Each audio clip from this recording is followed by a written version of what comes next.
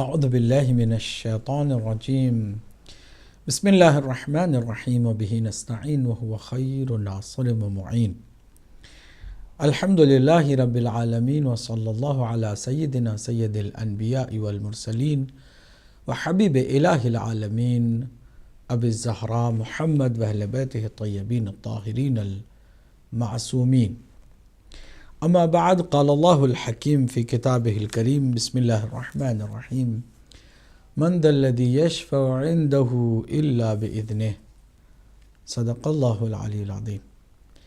ناظرین، ہمیشہ کی طرح اللہ کی حمد و ثنا، اس کی تعریف و تمجید کے ساتھ گفتگو کا آغاز کرتے ہیں اور حسب معمول محمد مصطفیٰ صلی اللہ علیہ وآلہ وسلم اور آپ کے خاندان مطہر پر درود و سلام بھیجتے ہیں۔ آپ کی خدمت میں بھی مخلصانہ سلام پیش کرتے ہیں اور آپ کا استقبال کرتے ہیں پروگرام ہمارے عقائد میں۔ اس پروگرام میں ہم نے عقائد کو دلائل کی روشنی میں پیش کیا، سلسلہ اس کا جاری رکھا، اور جب سے ہدایت ٹی وی نے فضاؤں میں اپنا قدم رکھا، اسی وقت سے ہمارے عقائد کا برملا اعلان ہوتا رہا۔ توحید پر ہمارا عقیدہ، عدل الہی پر ہمارا اعتقاد، اور ہمارا عقیدہ نبوت و رسالت، پھر اس کے بعد عقیدہ امامت و ولایت، اور آخر میں عقیدہ روز آخرت۔ قیامت کا دن جو ایک دن 50,000 سال کے برابر کا ہے، اس دن کئی مراحل سے ہمیں گزرنا ہوگا، اور ایک سب سے اہم مرحلہ شفاعت کا ہے۔ اس شفاعت کے مرحلے کو لے کر ہم گزشتہ کئی ہفتے سے آپ کے ساتھ گفتگو کر رہے ہیں۔ گزشتہ ہفتے ہم نے بتایا تھا کہ کچھ اعمال بھی ہیں کہ جو ہماری شفاعت میں ہماری مدد کریں گے، معین و مددگار ثابت ہوں گے، بلکہ خود ہمارے اعمال مجسم ہو کر ہماری شفاعت کریں گے۔ چنانچہ انسان کی جو بخشش طلبی کا جذبہ ہے، یا پھر قرآن ہماری شفاعت کے لیے آگے آئے گا، ہماری نماز، ہمارے روزے، یہ ساری وہ اچھے اعمال ہیں کہ جن اعمال کا ہم نے اگر حق ادا کیا ہے تو وہ بھی حق ادا کرنے کے لیے ہماری شفاعت کرنے چلے آئیں گے۔ مرحلہ شفاعت کے اس موضوع پر ہم نے بات کو یہیں پر چھوڑا تھا کہ کچھ اعمال ہیں جو ہماری شفاعت کر سکیں گے۔ اب بنیادی سوال آج کے لیے جو ہے وہ ابھی اسکرین پر آ جائے گا۔ ہمارا موضوع آج جو ہے وہ یہ کہ شفاعت کس کے لیے ہے اور کس کے لیے نہیں ہے۔ ایک تو ہوتا ہے شفاعت کرنے والوں کی عظمت و جلالت اور فضائل، کہ ہم نے ان کا ذکر کر دیا کہ کون ہستیاں ہیں کہ جو ہماری شفاعت کریں گی، اور وہ کون اعمال ہیں جو ہماری شفاعت کریں گے۔ تو شفاعت کرنے والوں کا ہم نے بھرپور ذکر کر دیا ہے۔ آج ہم شفاعت پانے والے، جن کے لیے شفاعت ہے، ان کی بات کرنے جا رہے ہیں۔ پہلے تو یہ جاننے کی کوشش کریں گے کہ شفاعت کس کے لیے ہے، یعنی کن لوگوں کی شفاعت کا امکان پایا جاتا ہے، کون امیدوار ہوں شفاعت کے، کہ کن ہستیوں، کن لوگوں کو شفاعت شامل حال ہوگی اور انہیں نجات کا بہترین موقع ملے گا۔ شفاعت کس کے لیے ہے، یہ آج ہم پہلے اس پر گفتگو کرتے ہیں، پھر کس کے لیے نہیں ہے اس پر ہم بات کرتے ہیں۔ شفاعت اگر قرآن اور احادیث کی روشنی میں جاننا چاہیں تو کم سے کم شفاعت پانے والوں کے لیے 3 شرطیں ہوں گی۔ ان 3 شرطوں پر جو پورا اترے گا، شفاعت اس کے حق میں یقیناً ہوگی۔ وہ شرطیں کیا ہیں؟ پہلی شرط، اللہ سبحانہ تعالیٰ کی توحید کا معتقد ہو، جو پروردگار کی ذات و صفات میں وحدہ لا شریک مانتا ہو، اور اس ذات کے ساتھ کسی کو شریک قرار نہ دیتا ہو، پہلی شرط۔ دوسری شرط تمام انبیاء پر ایمان لانے کے ساتھ ساتھ آخری نبی کی نبوت و رسالت کا معتقد ہو اور خاتمیت کا بھی اس کا عقیدہ ہو کہ اس کے بعد کوئی نبی آنے والا نہیں۔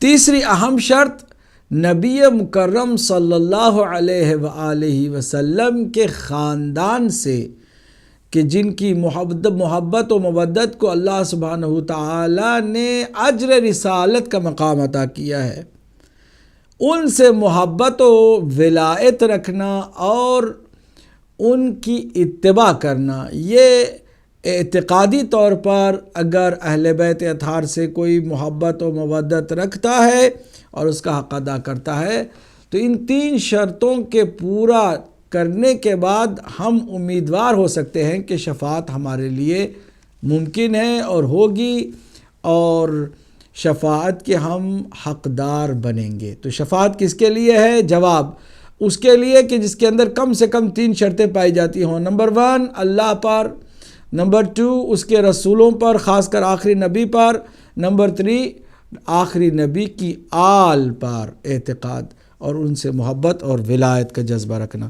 یہ وہ کہ ان کے دشمنوں سے بھی نفرت ہو۔ ایسا نہیں ہے کہ بعض لوگ جو ہے ڈبل سٹینڈرڈ کہ بھائی ہم اہل بیت کو بھی مانتے ہیں اور ان کے دشمنوں کو بھی ہم دشمن نہیں مانتے، ان کے لیے بھی نرم گوشہ ہے اور اہل بیت کے لیے بھی زبانی کلامی محبت کی باتیں ہیں۔ یہ نہیں ہونا چاہیے، بلکہ محبت کا تقاضا یہی ہے کہ جن سے آپ محبت کریں ان کے دشمنوں سے نفرت بھی کریں، خود بخود ہو جاتی ہے۔ ایسا نہیں ہے کہ آپ کو کچھ اس کے لیے محنت کرنی پڑتی ہے۔ آپ کو اگر محبت کسی سے ہو جاتی ہے نا تو ہر اس سے آپ کا دل بیزار ہو جاتا ہے کہ جو اپنے محبوب کے دشمن یا قاتل یا ظالم لوگ ہیں۔ بہرحال آئیے، جب یہ بات واضح ہو گئی کہ 3 شرطوں کے ساتھ شفاعت پانے والے پا سکتے ہیں، تو ان شرطوں کے اپوزٹ کو دیکھیں گے تو پھر یہ سوال بھی ہماری سمجھ میں آ جائے گا، یعنی اس کا جواب سمجھ میں آ جائے گا کہ شفاعت کس کے لیے نہیں ہے، کس کے لیے شفاعت نہیں ہے۔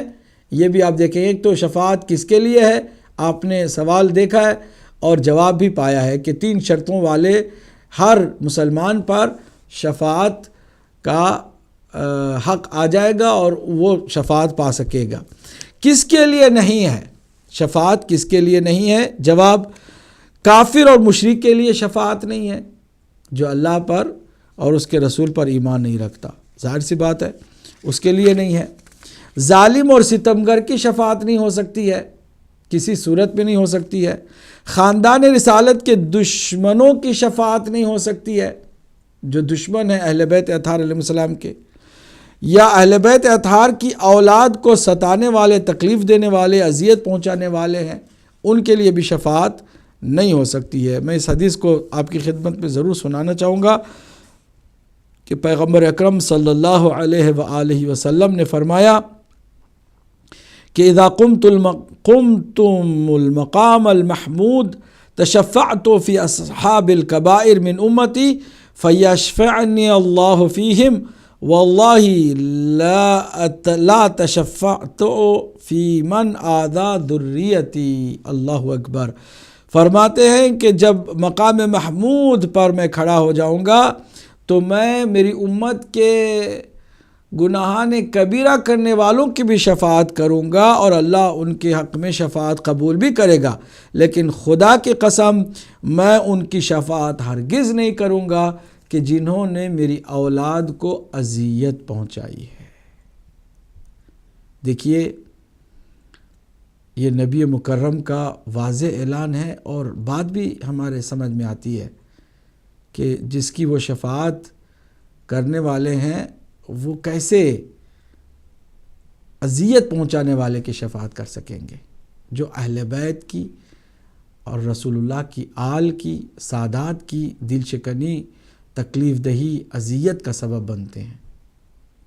جو محترم سادات ہیں ان کو ستانے والے، ان کو تکلیف پہنچانے والے، اذیت پہنچانے والے ابھی سے ہوشیار ہوں، توبہ کریں، سادات سے اپنا جو تعلق ہے اس کو استوار کریں۔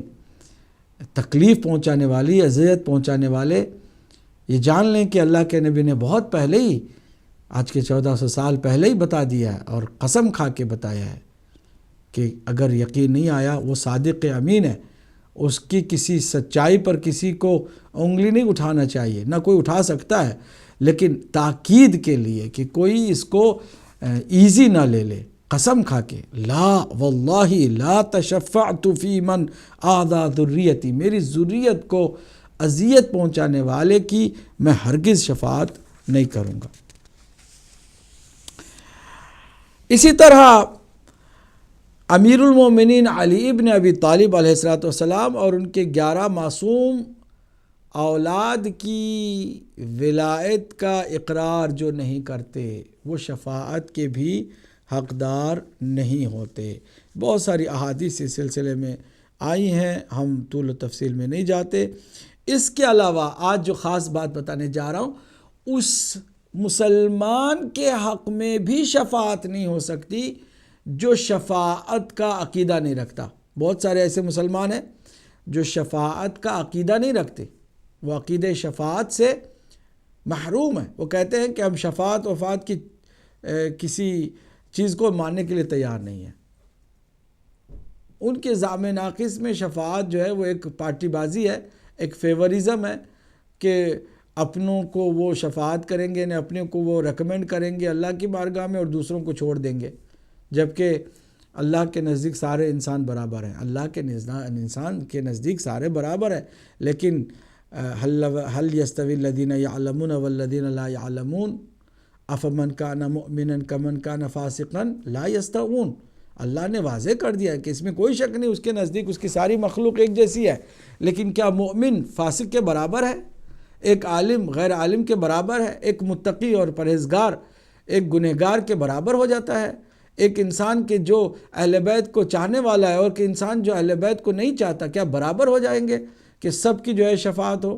یہ بہت اہم بات ہے۔ اب کسی کا عقیدہ شفاعت ہی نہیں ہے، وہ شفاعت پر اعتقاد ہی نہیں رکھتا، تو اس کی شفاعت کیوں ہوگی؟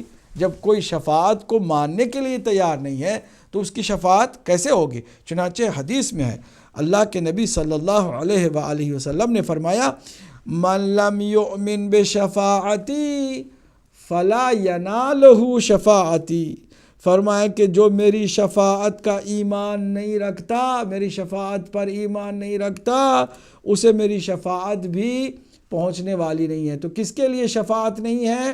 اس کے لیے نہیں ہے کہ جو شفاعت کا عقیدہ نہیں رکھتا ہے۔ اسی طرح امام رضا علیہ السلام 8ویں امام ہیں اور پیغمبر اکرم صلی اللہ علیہ وآلہ وسلم کے 8ویں جانشین، 8ویں وصی ہیں امام علی ابن موسیٰ رضا علیہ السلام۔ آپ فرماتے ہیں کہ من کذب بشفاعت رسول اللہ صلی اللہ علیہ وآلہ وسلم لم ینلہ، فرماتے ہیں کہ جو میرے جد رسول اللہ صلی اللہ علیہ وآلہ وسلم کی شفاعت کو جھٹلاتا ہے، وہ ان کی شفاعت سے محروم رہے گا، اسے شفاعت نہیں حاصل ہوگی۔ یہ عیون الاخبار، اخبار رضا جلد 2 صفحہ 66 میں حدیث موجود ہے۔ اس کے علاوہ ذرا غور کرنے والی بات ہے کہ جو خیانت کرتے ہیں امانت میں، ان کی بھی شفاعت نہیں ہوگی۔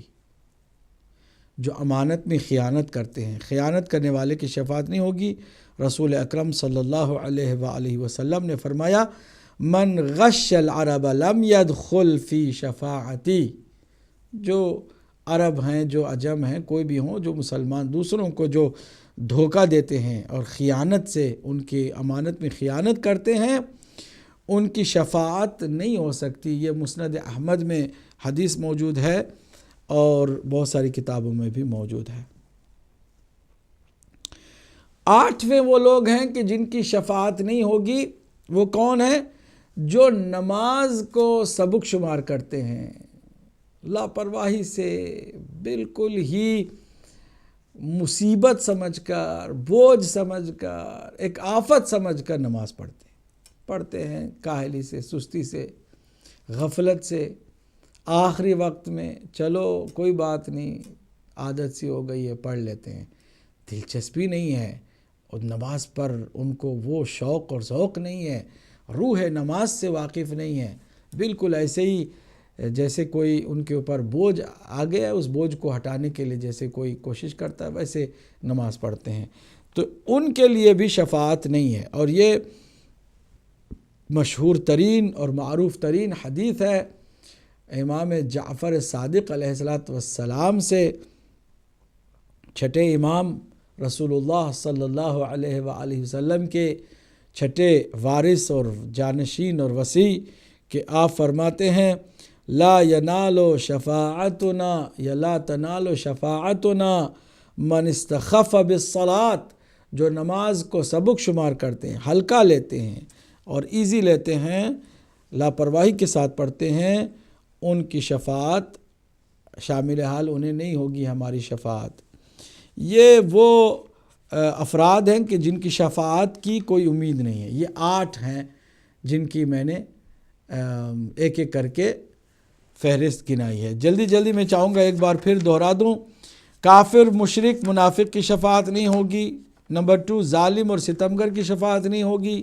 نمبر 3، اہل بیت اطہار کے خاندان اور خاندان رسالت سے دشمنی کرنے والوں کی شفاعت نہیں ہوگی۔ اولاد پیغمبر کو اذیت پہنچانے والے کی شفاعت نہیں ہوگی۔ مولا امیر المومنین اور 11 معصوم اماموں کی امامت کے جو قائل نہیں ہیں، ولایت کے جو قائل نہیں ہیں، ان کی شفاعت نہیں ہوگی۔ اور جو شفاعت ہی پر ایمان نہیں رکھتے ان کی شفاعت نہیں ہوگی۔ اور 7ویں لوگ خیانت کرنے والوں کی شفاعت نہیں ہوگی۔ 8ویں وہ لوگ کہ جو نماز کو سبق شمار کرتے ان کی شفاعت نہیں ہوگی۔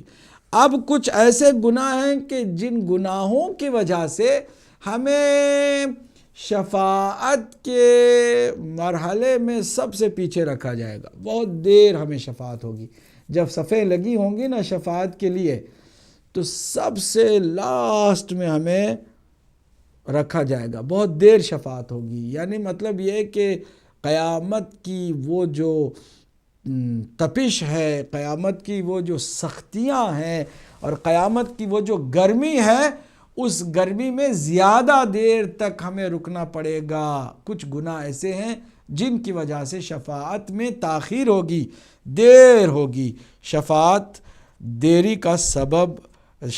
میں دیری کا سبب بنیں گے یہ گناہ۔ وہ کون سے گناہ ہیں؟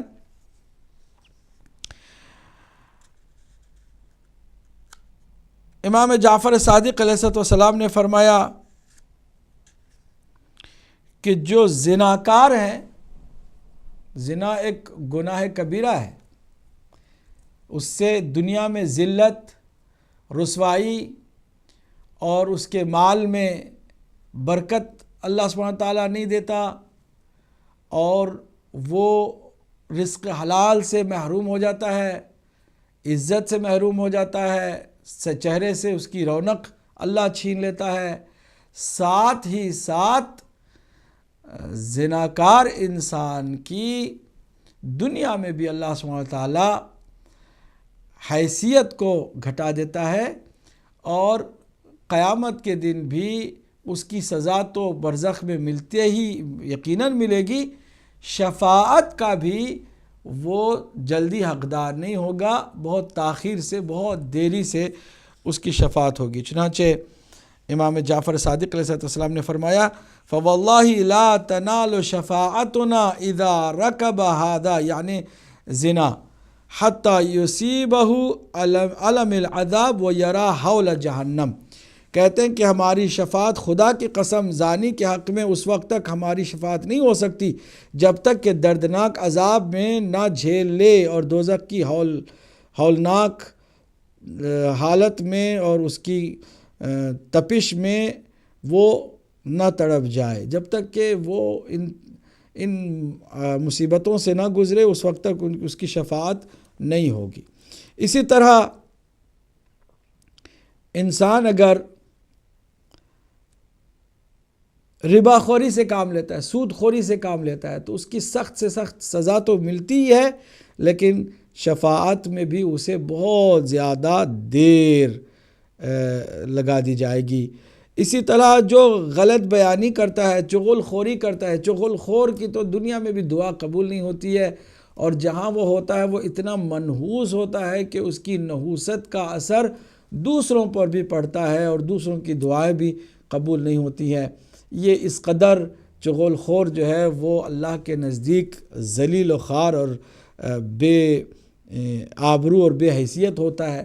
تو اس کی جو سزا ہے وہ تو برزخ میں ملے گی ہی، قیامت کے دن بھی بڑی شدت سے اسے سختیاں اور عذاب سے گزرنا ہوگا، پھر جا کے شفاعت بہت دیر میں اس کے شامل حال ہوگی۔ میوزک، غنا، گناہگار انسان، موج مستی میں رہنے والا، اور وہ کہ جو لہو و لعاب میں وقت گزارتا ہے، وقت کو ضائع کرتا ہے، یہ سارے گناہ، ان سارے گناہوں کے عذاب تو اسے ملتا ہی ہے، لیکن عذاب کے ساتھ ساتھ شفاعت بھی اسے سب سے آخر میں بہت دیر شامل حال ہوتی ہے، اور وہ اتنی جلدی جنت میں نہیں جا سکے گا اگر اس کے اعمال دیگر لوگوں سے زیادہ بہتر ہوں گے، اور وہ ایمان کے اعتبار سے بھی کوئی زیادہ خراب نہیں ہوگا، لیکن کچھ گناہ بھی ایسے ہیں کہ جن کی وجہ سے انہیں تاخیر سے شفاعت کا حق حاصل ہوگا، شفاعت وہ بہت تاخیر سے پانے والے لوگ ہوں گے۔ فہرست بہت لمبی چوڑی ہے، میں اسی پر اکتفا کرتا ہوں۔ اب میں چاہتا ہوں کہ ان نیک کاموں کا بھی ذکر کر دوں۔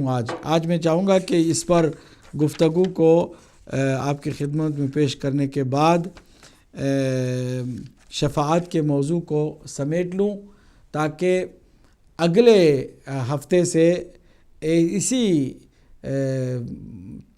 منڈے کے دن ایک نیا پروگرام لے کر آؤں، وہ بھی عقائد سے ہی متعلق ہوگا، لیکن تقابلی جائزہ ہوگا۔ اس پر انشاءاللہ بعد میں بات کروں گا، لیکن آج جو سمیٹنا چاہتا ہوں اپنی گفتگو کو، شفاعت کے اس موضوع کے آخری مرحلے تک ہم پہنچ گئے ہیں۔ وہ نیک کام کے جن کی شفاعت، پوری توجہ سے، جن کی شفاعت میں جلدی کی جائے گی، یعنی ان کو یوں سمجھیے کہ بہت لمبی اگر کیو ہے نا، تو عام طور سے آج کل کچھ سستی جو فلائٹس ہیں وہ پریارٹی ایشو کرتے ہیں، پریارٹی ٹوکن دیتے ہیں، یا ٹکٹ میں پریارٹی جو ہے وہ لائن ہوتی ہے کہ جس میں ان لوگوں کو کہ جنہوں نے زیادہ پیسے دیے ہیں ان کو الگ سے پریارٹی ان کو حاصل ہو جاتی ہے، اور وہ فاسٹ ٹریک میں آ جاتے ہیں، اور فاسٹ ٹریک میں حتیٰ سیکیورٹی سے بھی وہ فاسٹ ٹریک سے گزرتے ہیں، اور حتیٰ کہ فلائٹ کے اندر بھی جا کے بیٹھنا ہونا تو سیٹس کے نمبر تو مشخص نہیں ہوتے، جو پہلے جاتا ہے جو سیٹ چاہتا ہے اس سیٹ پہ جا کے بیٹھ سکتا ہے، لیکن پریارٹی کچھ لوگوں کو حاصل ہوگی، اور جو لوگ جنرل ہوں گے وہ تو اپنے ٹائم پہ جائیں گے، لیکن جو پریارٹی لائن میں ہوں گے ان کو جلدی جو ہے وہ سوار ہونے کا موقع ملتا ہے۔ اسی طرح گویا کہ کچھ ایسے کام ہیں نیک کام کے جن کی وجہ سے شفاعت میں تیزی ہوگی، یعنی ہمیں فاسٹ ٹریک میں ڈال دیا جائے گا، فاسٹ ٹریک میں ڈال دیا جائے گا، اور ہماری جلد سے جلد شفاعت ہو کر ہم وہاں سے فارغ ہوں گے، اور آخری جو ڈیسٹینیشن ہے ہماری جنت، وہاں چلے جائیں گے اپنے اپنے مقام میں۔ جنت کے بھی بہت سارے مدارج ہیں، اس کو ہم کئی دفعہ سنا چکے ہیں، آپ بھی جانتے ہیں۔ تو جنت میں داخل ہونے تک جو ہے روز آخرت کا جو عقیدہ ہے وہ ختم ہوتا ہے۔ اب یہ جو آخری شفاعت کا مرحلہ ہے، اس میں وہ نیک کام کہ جن کے باعث شفاعت پانے میں دیر نہ لگے گی، فاسٹ ٹریک پر جو ہے ہمیں ڈال دیا جائے گا۔ وہ نیک کام کون سے ہیں؟ چند نیک کاموں کا ہم ذکر کریں گے، اس پر آپ توجہ کیجیے گا، اور کوشش کیجیے گا کہ یہ نیک کام ہماری زندگی میں زیادہ سے زیادہ ہوں، تاکہ مرنے سے پہلے ہم اس کا بندوبست کر کے جائیں کہ شفاعت قیامت کے دن ہماری جلد سے جلد ہو اور فاسٹ ٹریک پر ہمیں ڈال دیا جائے۔ نمبر 1، عقیدہ توحید تو سب رکھتے ہیں، لیکن ہر کام میں اس کی رضا کی نیت کرنا، چھوٹا کام ہو بڑا کام ہو، چلنا ہو پھرنا ہو، ڈرائیو کرنا ہو، گھر میں آرام کرنا ہو، بچوں کے ساتھ زندگی گزارنا ہو، شاپنگ پہ جانا ہو، کام پہ جانا ہو، دفتر پہ جانا ہو، خاموش بیٹھنا ہو، کھانا ہو، پینا ہو، ہر اپنے کام کو اس کام کے انجام دینے سے پہلے نیت کریں قربتاً الی اللہ کی، اخلاص سے بھری زندگی۔ کتنے خوش نصیب ہیں وہ لوگ کہ جو راستہ چلتے ہوئے بھی اللہ کی رضا کو ملحوظ خاطر رکھتے ہیں، خوشنودی پروردگار کو اپنے اس چھوٹے سے کام میں بھی شامل کر لیتے ہیں۔ پروردگار یہ میرا بچہ ہے، مجھ سے محبت، میں اس سے محبت کرتا ہوں، لیکن میں چاہتا ہوں کہ یہ محبت بھی جو ہے میں تیری خوشنودی کے لیے ادا کروں۔ گھر پہ مجھے جانا ہی ہے، بیوی بچوں کی خدمت میں مجھے پہنچنا ہی ہے، میں ویسے بھی پہنچنے والا ہوں، لیکن میں چاہتا ہوں کہ اس میرے کام میں بھی تیری رضا شامل حال ہو جائے، میں تیرے لیے یہ کروں، قربتاً الی اللہ کروں۔ مجھے اپنے دفتر میں جانا ہی ہے، کمانے کے لیے مجھے اپنی دکان پہ بھی جانا ہی ہے، یہ کسی اور جگہ پہ، لیکن میں اس کام کو بھی اپنی ذات اور اپنی دنیا کے کام کی طرح نہیں، بلکہ اس کو بھی تیری خوشنودی کے لیے انجام دوں، قربتاً الی اللہ۔ کتنا خوش نصیب ہوتا ہے وہ انسان کہ جو اپنی تمام کاموں کو اللہ سبحانہ و تعالیٰ کی خوشنودی کے لیے کرنے لگتا ہے۔ قل ان صلاتی و نسکی و محیای و مماتی للہ رب العالمین، کہہ دو میری نماز اور میرے یہ اعمال، بلکہ میری یہ زندگی، یہ میری موت، میرا سب کچھ للہ رب العالمین، اپنے خدا کے لیے ہے جو عالمین کا رب ہے۔ پہلا یہ عظیم نیک قدم جو ہر سانس اس کی رضا اور اس کی خوشنودی کی نیت کے ساتھ ہو۔ کہنے اور سننے کے لیے آسان ہے، لیکن عمل کرنے میں بہت مشکل ہے۔ مشکل اتنا بھی نہیں کہ انسان نہ کر سکتا ہو۔ بہت سارے ایسے اللہ کے بندے ہم نے دیکھے ہیں جن کے اندر یہ خوبی ہوتی ہے کہ ہر چیز کو اللہ کے نام کے ساتھ ڈیڈیکیٹ کر دیتے ہیں، ہر چھوٹے سے چھوٹے کام کو بھی اس کی ذات اور اس کی خوشنودی کے ساتھ ایسے جوڑ دیتے ہیں کہ ان کا پھر وہ اپنا کام نہیں ہوتا، پھر اللہ کی طرف سے بھی۔ اب سوچئے کہ جو بار بار خدا کو یاد کرتا ہے تو کیا کہتا ہے خدا؟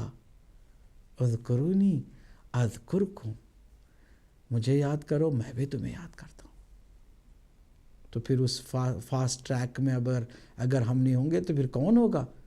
جو ہر آن ہم نے اس کے اخلاص کے ساتھ خوشنودی کو چاہا ہے، کیا وہاں پر اللہ کہے گا کہ نہیں تم آخر میں آؤ گے؟ نہیں، تم مجھے بہت زیادہ یاد کرتے تھے، آج میں تمہیں یاد کرتا ہوں، تم آگے رہو، تم فاسٹ ٹریک پہ آ جاؤ، تم کو جلدی جانا ہے جنت میں، تم زیادہ حقدار ہو۔ اللہ اکبر۔ یہ بہت ہی زیادہ اہم ہے۔ صحیح بخاری کی ایک حدیث بھی آپ کو اس کے ضمن میں سنا دوں۔ یستحق الناس بشفاعت یوم القیامت من قال لا الہ الا اللہ خالصا من قلبہ، صحیح بخاری کی حدیث ہے۔ اللہ کے نبی صلی اللہ علیہ وآلہ وسلم نے فرمایا کہ میری شفاعت کا قیامت کے دن وہ زیادہ حقدار بن جاتا ہے کہ جو اخلاص کے ساتھ اپنے دل سے مانتا ہے اور کہتا ہے لا الہ الا اللہ، اخلاصاً خالصاً من قلب۔ دوسرا نیک عمل کہ جو ہمیں شفاعت کا مستحق بننے میں مدد دیتا ہے اور جلدی ہم شفاعت کے اس درجے پر فائز ہو سکتے ہیں اور شفاعت پانے والوں میں پہل کر سکتے ہیں، آگے بڑھ سکتے ہیں، فاسٹ ٹریک میں ہمیں ڈال دیا جائے گا، وہ عمل ہے اللہ سبحانہ وتعالیٰ کی بارگاہ میں کثرت سجود، زیادہ سے زیادہ سجدہ کرنا۔ امام زین العابدین علیہ الصلوۃ والسلام خوشی کی خبر سنتے فوراً سجدے میں چلے جاتے، غم کی خبر سنتے پھر بھی سجدے میں چلے جاتے، نماز پڑھنے سے پہلے سجدہ شکر کا کرتے، پروردگار تو نے توفیق دے دی کہ میں پھر تیری بارگاہ میں آ جاؤں، شکر تیرا ہے پروردگار، سجدے میں چلے جاتے، نماز تمام ہوتی فوراً سجدے میں چلے جاتے، پروردگار تیرا شکر ہے کہ میں نے اس ایک فریضے کو پورا کر دیا اور میں نے تیری بارگاہ میں عبادت کا حق ادا کیا، اور کوشش تو نے مجھے توفیق دی، میں نے کوشش کی اور میں ابھی یہ نماز پڑھنے کے قابل ہو گیا۔ سجدہ کرتے، شکر کا سجدہ، ہر آن سجدہ، بات بات پہ سجدہ، ہر چھوٹی سی چھوٹی خوشی پہ سجدہ، غم پہ سجدہ، مصیبت پہ سجدہ، نعمت پہ سجدہ، سجدے پہ سجدہ۔ اللہ کے نبی صلی اللہ علیہ وآلہ وسلم نے فرمایا کہ اگر تم میں سے کوئی چاہتا ہے کہ میں اسے سب سے پہلے جلد سے جلد شفاعت کا حقدار بنا دوں تو فَأَعِنِّي بِكَثْرَةِ السُّجُودِ، زیادہ سے زیادہ سجدے کر کے اس کام میں میری مدد کرو تاکہ میں آسانی کے ساتھ تمہیں شفاعت تمہاری کر سکوں اور تم اس میں آگے بڑھ سکو۔ تیسرا عمل ہے، ناظرین توجہ سے سنیے گا، آسان ہے، محبت بھرے لوگ ہی یہ کر سکتے ہیں، جن کے اندر محبت نام کی چیز نہیں ہے نا، وہ جو بار بار بدعہ بدعہ بدعہ بدعہ کا درہ لے کر پھرتے ہیں، وہ اس نیک کام سے محروم ہیں۔ جو دل والے ہیں، عشق والے ہیں، محبت والے ہیں، پیار اپنے دل میں رسول اور آل رسول کے بسائے ہوئے ہیں، ان کے لیے یہ عظیم تیسرا نیک عمل ہے۔ وہ کیا ہے؟ کثرت سے درود شریف پڑھنا، محمد صلی اللہ علیہ وآلہ وسلم اور آپ کی اولاد پر درود بھیجنا۔ درود کو بھی لوگوں نے اپنی من پسند عبارتوں سے الگ بنا لی ہے۔ اللہ کے نبی اور اس کی اولاد کے سوا، اس کی آل کے سوا، نہ نبی نے کبھی کوئی ایسی درود پڑھی نہ صحابہ نے ایسی پڑھی، ہم نے بنا لیا وعلی اصحابہ وازواجہ، پتہ نہیں کیا کیا ہم نے اپنی طرف سے مکس کر لیا، لمبی کر لی، اور ہم سمجھتے ہیں بہت زیادہ ہم نے اسمارٹنس سے کام لیا ہے، بہت عقل مندی سے کہ سب کو ہم نے شامل کر دیا۔ نہیں، اللہ کے رسول محمد مصطفیٰ صلی اللہ علیہ وآلہ وسلم اور آپ کی آل پاک، بس اس پر درود پڑھیں۔ پچھلے دنوں ہمارے کوئی بھائی تھے جو بڑے پریشان تھے، انہوں نے سوال کیا کہ کون سی درود آپ پڑھ رہے ہیں، کون سے آپ صلوات پڑھ رہے ہیں، کون سے آپ صلوات اور درود کا جو ہے آپ نے یہ ورد شروع کر دیا ہے، جبکہ درود ابراہیمی جو ہے جو نماز میں پڑھی جاتی ہے وہ کیوں نہیں پڑھی جاتی؟ ہم نے کہا بھائی یہ مختصر ہے اور اس کے اندر ساری چیزیں آ گئی ہیں۔ درود ابراہیمی میں جو ظاہری طور پر لمبی ہے، بات وہی ہے، کیا ہے؟ اللہم صلی علی محمد وعلی آل محمد کما صلیت علی ابراہیم وعلی آل ابراہیم انک حمید مجید۔ اے اللہ درود بھیج محمد پر اور آپ کی آل پر جس طرح تو نے درود بھیجا ابراہیم پر اور آل پر، حضرت ابراہیم کی آل پر، انک حمید مجید، کہ بے شک تو حمید ہے کہ جس کی حمد کی جاتی ہے، اور مجید ہے، مجد والا ہے۔ یہاں بات درود کے اندر دو چیزیں ہیں، دو اس کا سب سے اہم رکن ہے۔ ایک رکن اس کا خود حضور پاک کا نام گرامی ہے، دوسرا آپ کی آل پاک ہے۔ یہ دو عناصر مل جاتے ہیں تو درود کے لیے کافی ہوتے ہیں۔ اب اس کے بعد اسی بات کو کہ جس طرح سے تو نے درود بھیجی حضرت ابراہیم اور آپ کی آل پر، آپ ایک مثال کے ساتھ اس کو اور واضح کر رہے ہیں، زیادہ ثواب ہے، لیکن ساری بات اس میں سمیٹ کے آ جاتی ہے جو کہے اللہم صلی علی محمد و آل محمد، اے اللہ درود بھیج محمد پر اور آل محمد پر، ختم، ساری باتیں آ گئی۔ اب جس طرح ہم ابراہیم پر اور آپ ابراہیم کے آل پر درود بھیجیے، یہ اضافی ہے، یہ یقیناً درود ابراہیمی نماز میں پڑھی جاتی ہے اور عام طور سے بھی پڑھنے میں کوئی حرج نہیں ہے، اور اسی کو پڑھنا بھی چاہیے، کوئی مسئلہ نہیں ہے۔ لیکن جو شارٹ اللہ کے نبی نے بتایا وہ بھی ہم نے بھی نہیں بتایا، نہ کسی نے بنایا ہے۔ ہم تو اس بات کے قائل ہیں کہ اگر مستحب چیز کو بھی کوئی اپنی طرف سے بناتا ہے تو ہم اس کو اتھینٹک نہیں مانتے ہیں۔ سنت وہ ہے کہ جو نبی مکرم صلی اللہ علیہ وآلہ وسلم کا قول ہے یا فعل ہے یا کسی ایسے عمل پر آپ کی رضامندی ہے، یہ سنت ہے۔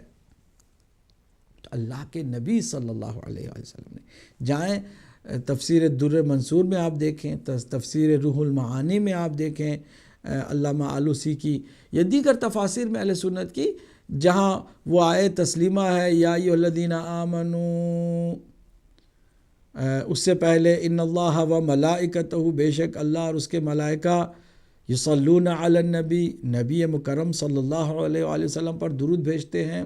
یا ایھا الذین آمنوا، اے صاحبان ایمان، صلو علیہ وسلموا تسلیما، درود بھیجو اس پر اور سلام کرو جس طرح سے سلام کرنے کا حق ہے۔ اس آیت کریمہ کے نازل ہونے کے بعد صحابہ کرام نے پوچھا یا رسول اللہ، آپ پر ہم درود کیسے بھیجیں؟ تو اللہ کے نبی نے فرمایا کہ تم مجھے دم بریدہ درود نہ بھیجو کہ مجھے بہت تکلیف ہوگی، یعنی اگر صرف یہ کہو اللہم صلی علی محمد، یہ دم بریدہ درود ہے، ایسا بھیجو کہ مجھے تکلیف پہنچے گی۔ درود یہ ہے کہ تم کہو اللہم صلی علی محمد وعلی آل محمد، درود بھیج اے اللہ محمد پر، آل محمد پر، ختم ہو گئی بات۔ یہ درود خود اللہ کے نبی نے سکھائی ہے، اور بعض لوگوں کو تھوڑی سی الرجک ہے کہ نہیں وہ پوری درود جو درود ابراہیمی ہے وہی جو ہے صحیح ہے، باقی صحیح نہیں ہے۔ اللہ کے نبی نے خود بتایا یہ شارٹ ہے، سویٹ ہے، اس میں ساری باتیں آ گئیں اور وہ ساری جامع ہے، ناقص نہیں ہے۔ تو جو درود پڑھے کثرت سے، اب دیکھیے الفاظ حضور کے جو ہم پڑھتے ہیں اللہم صلی علی محمد و آل محمد، ان الفاظ کے ساتھ مسند احمد میں ایک حدیث ہے اس کو لے کر کے سناؤں، اس بارے میں حدیثیں بہت زیادہ ہیں البتہ۔ مسند احمد جلد 4 صفحہ 108 میں حضرت صلی اللہ علیہ وآلہ وسلم نے فرمایا من صلی علی محمد و آل محمد وجبت لہ شفاعتی، کہ جو محمد اور آل محمد پر درود بھیجے گا اس پر میری شفاعت واجب ہو جاتی ہے، یعنی تیزی تو تیزی ہے، یہ واجب ہو جاتی ہے۔ اب تو جن کی واجب ہے، جن کی شفاعت کرنا واجب ہے، ان کو پہلے لایا جائے گا نا، پریارٹی کے صف میں ان کو رکھ دیا جائے گا، اور وہ جو کیو بنے گی پریارٹی کی وہ اس میں آگے آگے رہیں گے، فاسٹ ٹریک میں وہ چلے جائیں گے جو درود کثرت سے پڑھتے ہیں محمد اور آل محمد پر۔ تو آپ اس حدیث کے اندر بھی آپ دیکھ لیں کہ جو مسند احمد میں ہے کہ کیا ہے، محمد اور آل محمد پر، یہ جو ہم کہتے ہیں اللہم صلی علی محمد و آل محمد، یہ فیر انف ہے اور کمپلیٹ درود ہے، اور اس میں آپ کو کسی طرح کا کوئی ادھورا پن نظر نہیں آتا ہے۔ یہ 4 کام ہو گئے نا، 3 کام ہو گئے۔ چوتھا کام ہے جس سے ہماری شفاعت جلد سے جلد ہو سکتی ہے، مخلوق خدا کی خدمت میں پیش رہنا، جہاں کئی موقع ملا کسی کی خدمت ہم سے ہو سکی، پہل کریں، خدمت کریں، اور خدمت کرتے ہوئے پیچھے نہ ہٹیں۔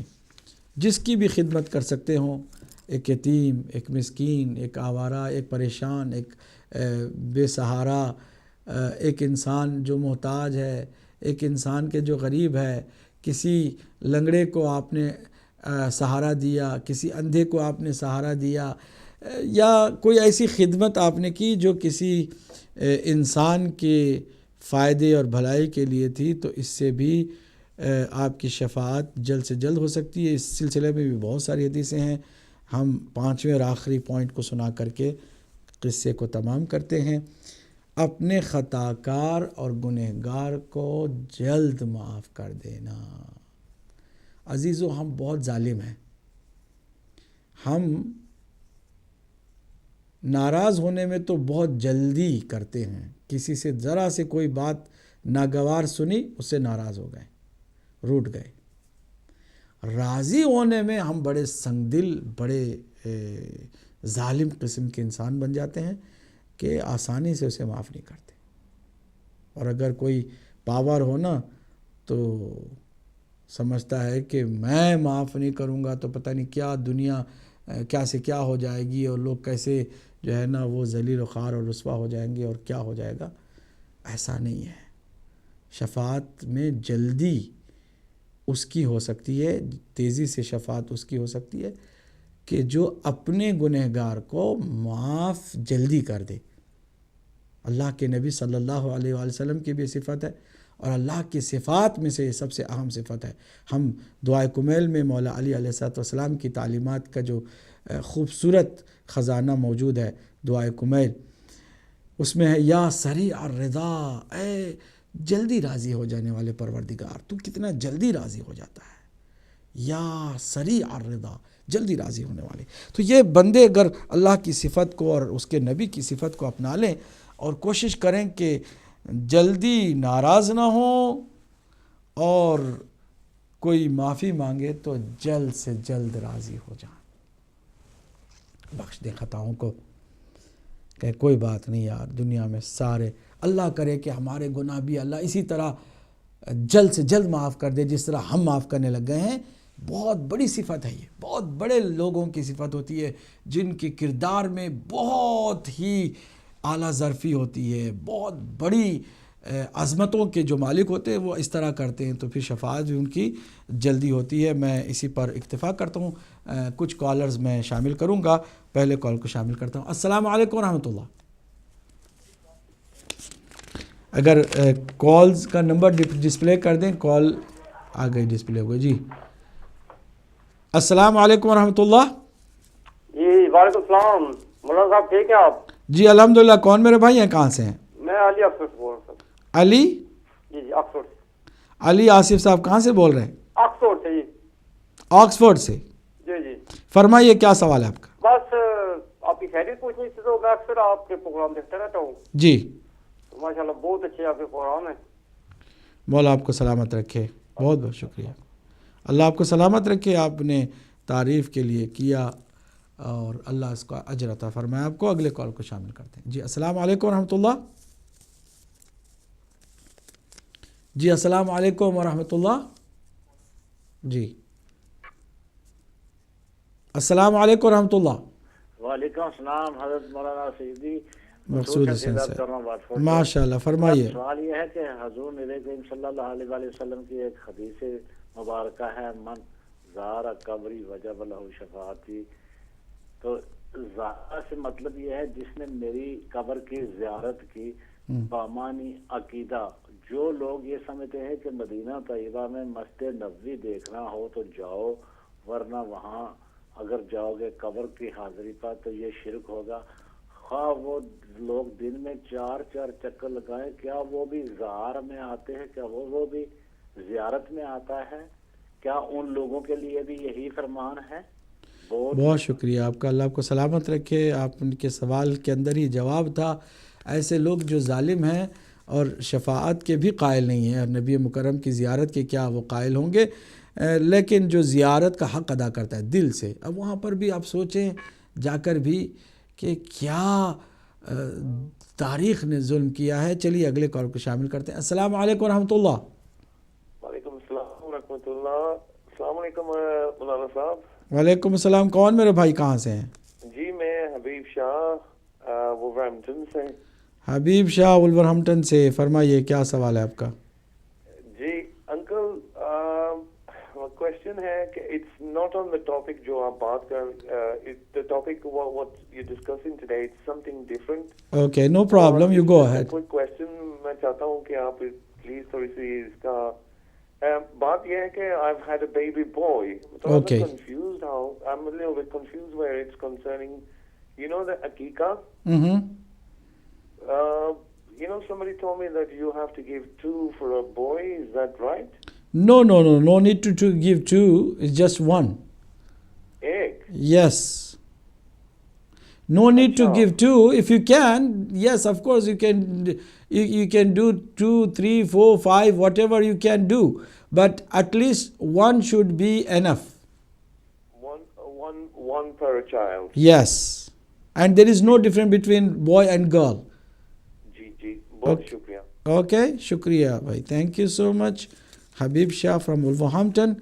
देखते हैं अगले कॉलर कौन हैं, उनका क्या सवाल है. हम मौजू शफाअत पर गुफ्तगू करें. जी अस्सलाम वालेकुम रहमतुल्लाह. चलिए, अब आप जब तक सलाम का जवाब देंगे हम दो घूंट पानी पी लें.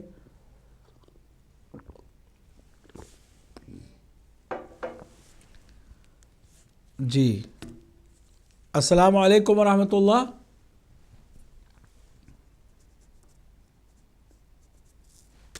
कॉल्स कोई नहीं है अभी, बस टाइम हमारे पास सिर्फ चंद मिनट के रह गए हैं, तो उसमें इंशाल्लाह मकसूद हुसैन सैयद साहब ने जो बात कही है उसमें सवाल भी था, जवाब था, और यकीनन वो हदीस के मंजारा कब्री वजबत लहू शफाअती, ये जो मेरी कब्र की ज़ियारत करेगा उस पर भी शफाअत मेरी वाजिब हो जाएगी.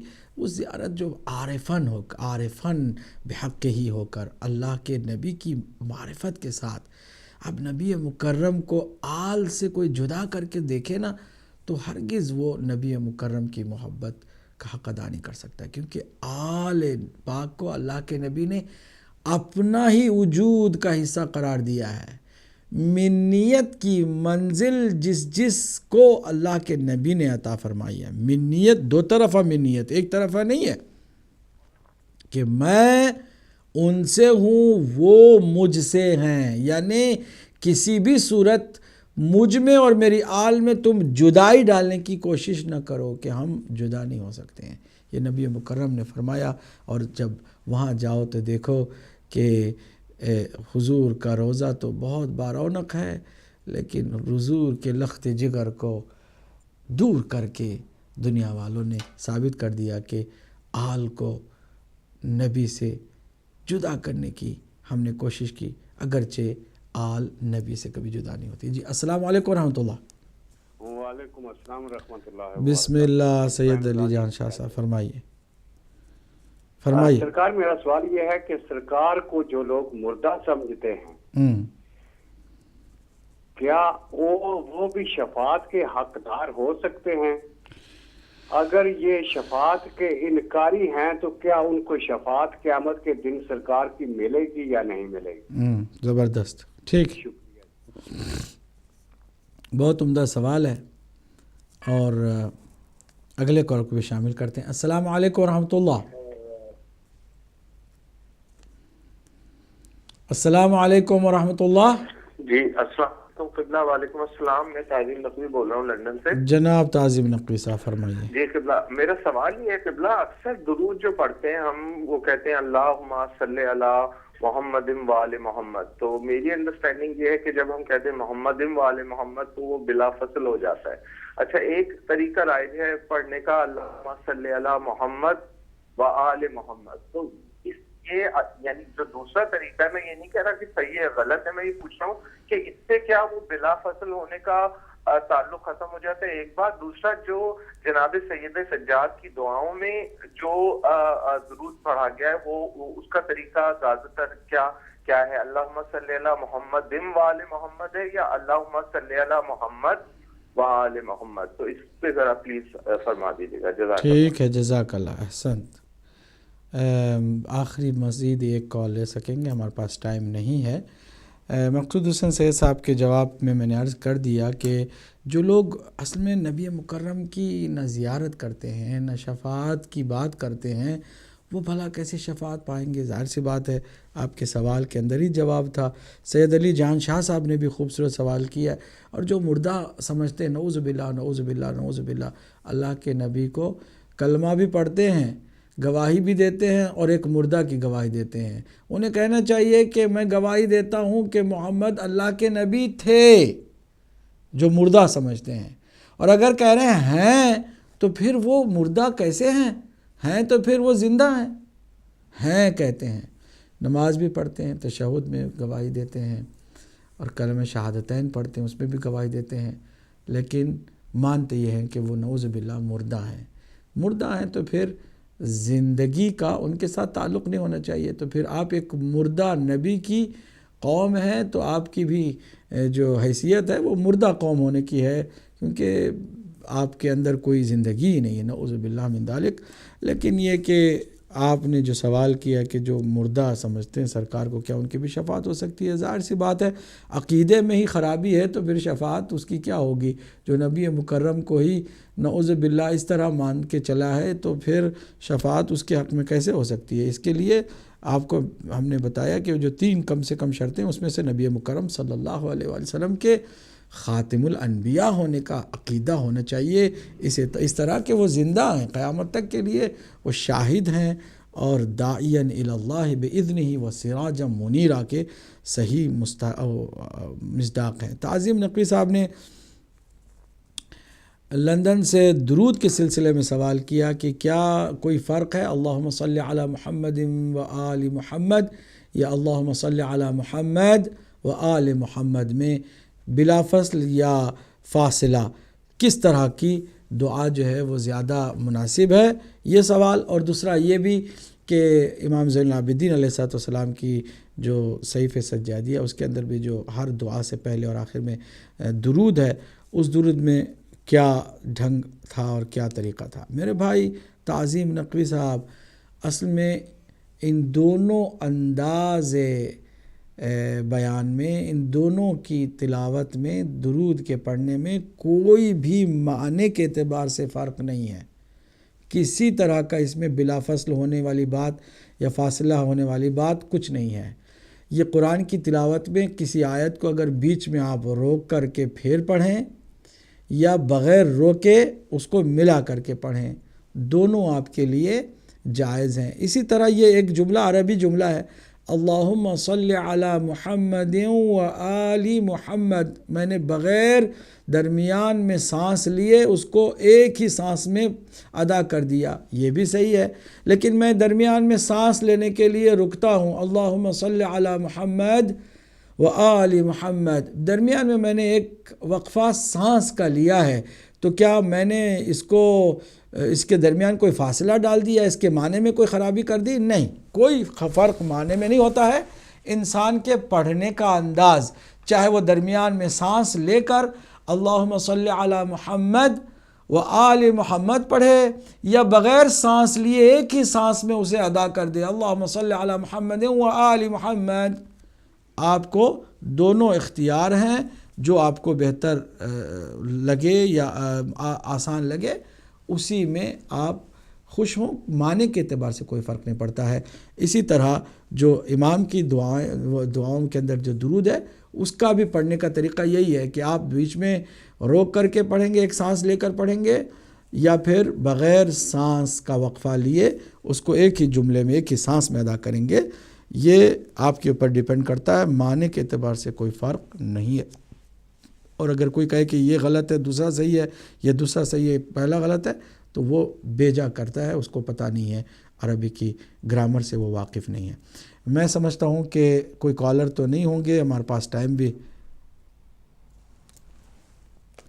اچھا، میں بھی فیڈ بیک تو میرے پاس تو نہیں، اگر میرے ای میل پر بھیج دیں تو پھر میں دیکھوں۔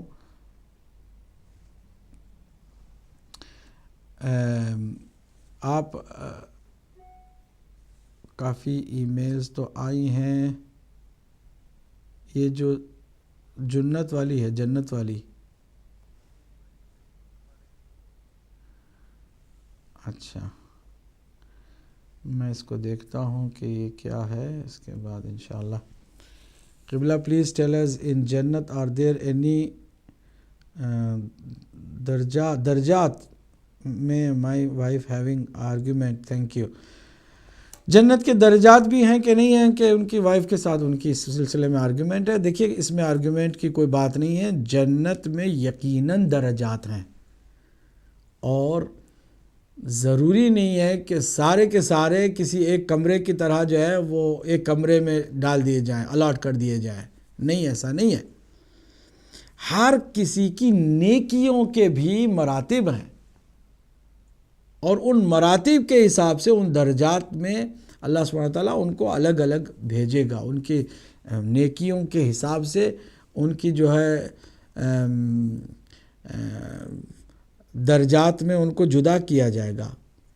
ضروری نہیں ہے کہ جنت میں سارے جا رہے ہیں تو سارے جو ہے وہ ایک دوسرے کو دیکھتے بھی ہوں، ملتے بھی ہوں، شاید انہیں موقع ملے بھی، لیکن جس کا جو درجہ ہوگا اس درجے کے لوگوں سے ہی اس کا زیادہ اٹھنا بیٹھنا ہوگا، اور نیچے کے درجے کے لوگوں سے وہ چاہے گا تو شاید اس کے لیے بھی ممکن ہو، لیکن نیچے والے کے لیے شاید اس کا امکان نہ ہو کہ وہ اوپر کے تمام درجات کے لوگوں تک وہ پہنچ سکے۔ درجات ہیں، اس میں کوئی شک نہیں ہے، طول و تفصیل اس کی جو ہے کسی اور موقع پر ہم انشاءاللہ آپ کی خدمت میں بیان کریں گے۔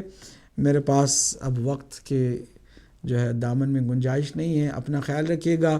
ہم نے گزارش کی تھی کہ ہمارے عقائد کے سلسلے کو ہم نے توحید سے شروع کیا تھا، اور آخرت، روز آخرت تک، قیامت کے جتنے مراحل تھے ان تمام مراحل کو ہم نے طے کیا۔ اب ہم ایک نئے سرے سے نیا پروگرام لے کر آپ کی خدمت میں حاضر ہو رہے ہیں، اور وہ ہے تقابلی جائزہ۔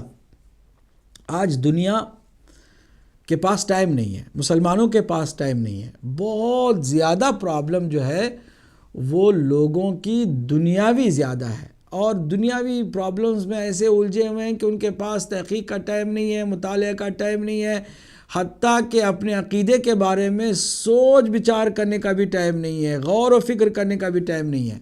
ہم ایک موقع دیتے ہیں اللہ اور اس کے رسول کی خوشنودی کے لیے کہ آپ گھر بیٹھے مطالعہ اور تحقیق کا مزہ لیں، بیٹھ کر دیکھیں کہ عقیدے کس کے کیسے ہیں اور کس کے عقیدے کی کیا دلیل ہے، اور آپ سننے کے بعد اندازہ لگائیں کہ کس دلیل میں دم خم ہے اور کس دلیل میں جان ہے کہ ہم اس عقیدے کو اپنائیں، اور باقی جو فرسودہ عقیدے ہیں ان کو بالکل اپنے قریب بھی آنے نہ دیں۔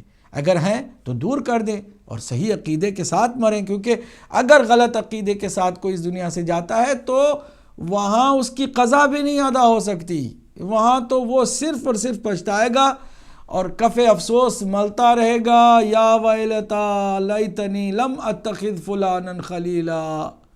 جب اس کو جہنم کی طرف لے جایا جا رہا ہوگا کہے گا واہ ہو مجھ پر، کاش میں فلاں کو اپنا خلیل، اپنا دوست نہ بناتا جس کی خاطر مجھے یہ وقت دیکھنے کو ملا ہے۔ یہ پیری مریدی، یہ دوست، کسی کے پیچھے آنکھ بند کر کے جانا اور یہ سمجھ کے کہ میرے ماں باپ کا عقیدہ غلط نہیں ہو سکتا ہے، میرے آبا و اجداد کیسے غلط ہو سکتے ہیں، میں ان کے عقیدے کو کیسے چھوڑ سکتا ہوں، یہ اگر غلط ہوتا تو اکثر لوگ کیوں اس عقیدے پر ہوتے، سارے عقیدے جتنے لوگوں کے جو عقیدے ہیں میجارٹی کے عقیدے اس کی طرح کے میرے بھی عقیدے ہیں، تو پھر مجھے اور کچھ سوچنے کی ضرورت نہیں، جو حال ان کا ہوگا میرا بھی ہوگا۔ تو سن لو کہ قرآن نے کہا ہے کہ اکثر جہنم میں جائیں گے، اکثر لوگوں کا عقیدہ غلط ہے، اکثر لوگ جو ہے نا وہ صحیح ٹریک پر نہیں ہیں، صحیح راستے پر نہیں ہیں۔ اس لیے ہمیں نہ اکثریت کو دیکھنا ہے، اقلیت کو، نہ دوست کو دیکھنا ہے، نہ آبا و اجداد کو دیکھنا ہے، نہ اپنے پیر کو دیکھنا ہے، نہ اپنے کسی مولوی اور ملا کو دیکھنا ہے۔ سمجھنا ہے عقیدے کو، اور عقیدے کی بنیاد عقل ہے۔ سب سے پہلے آپ کی لاجک، آپ کی منطق، لاجک اور منطق کے خلاف کوئی بات ہو وہ قرآن کے بھی خلاف ہے اور حدیث کے بھی خلاف ہے۔ تو یہ باتیں انشاءاللہ ہم اگلے پروگراموں سے شروع کریں گے، آپ ہمارے ساتھ ہوں گے تو ایک نیا سلسلہ عقیدے کا ہم شروع کریں گے۔ والسلام علیکم ورحمۃ اللہ وبرکاتہ۔